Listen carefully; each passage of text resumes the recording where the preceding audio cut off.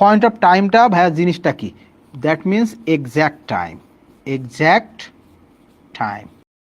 Perfect continuous টেন্সটা কি কেমন হয়, কাজটা শুরু হয় অতীতে, কিন্তু অতীতে শুরু হয়ে অতীত থেকে চলতে বর্তমানেও সে কন্টিনিউ করে।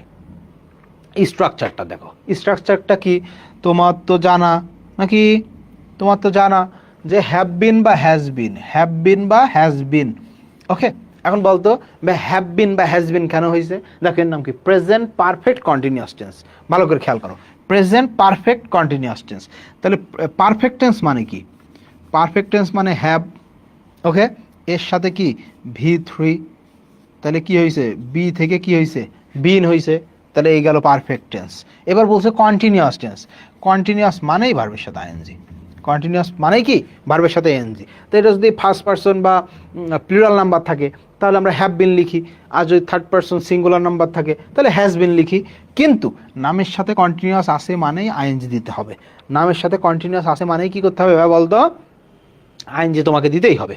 ওকে, এখন আসো এর, আচ্ছা এর কিন্তু আলাদা কোনো মার্কার নাই, এর একটাই মার্কার, দেখো মার্কারটা কি, টাইম, কি থাকে, সময়ের উল্লেখ থাকে। কি থাকে ভাইয়া, মার্কারটা কি, সময়ের উল্লেখ, কি থাকে, সময়ের উল্লেখ থাকে, এটা এর মার্কার, সময়ের উল্লেখ থাকে।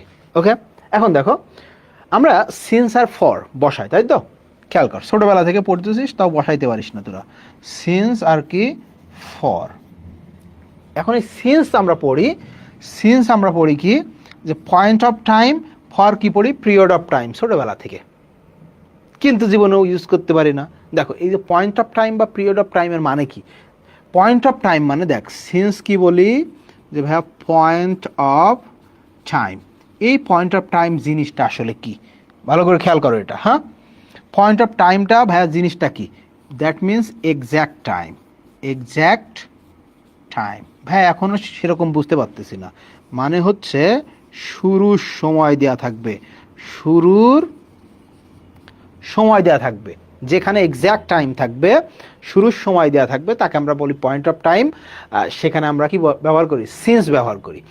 আর ফরে কি বলতেছি, পিরিয়ড অফ টাইম। এর মানে কি ভাই, আসলে দেখো এখানে শুরুর সময় দেয়া থাকে না, এক্স্যাক্ট টাইম দেয়া থাকে না, এখানে থাকে কি কতক্ষণ ধরে।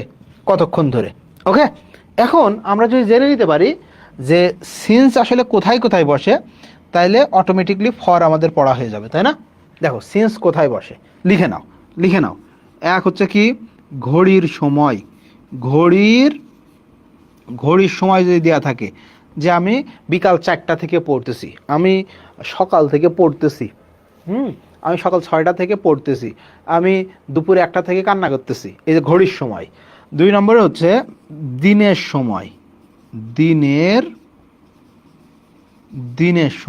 সময় মানে কি, ওই যে সকাল থেকে, রাত থেকে, দুপুর থেকে, সন্ধ্যা থেকে, বিকাল থেকে, দিনের সময়, এক্স্যাক্ট টাইম। ওকে, 3 নম্বরে দেখো, 3 নম্বর হচ্ছে তারিখ, যে তারিখ দেয়া থাকে, এত তারিখ থেকে আমি জ্বরে ভুগতেছি, ওকে। তারপরে দেখো এক্স্যাক্ট টাইম কি, বার।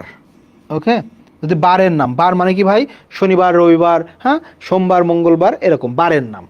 এরপরে দেখো 5 নম্বরে হচ্ছে এক্স্যাক্ট টাইম কাকে বলা হয়, বলছে ভাই মাসের নাম, জানুয়ারি, ফেব্রুয়ারি, মার্চ, এপ্রিল, হ্যাঁ, জুন, জুলাই, অগাস্ট, এগুলা মাসের নাম।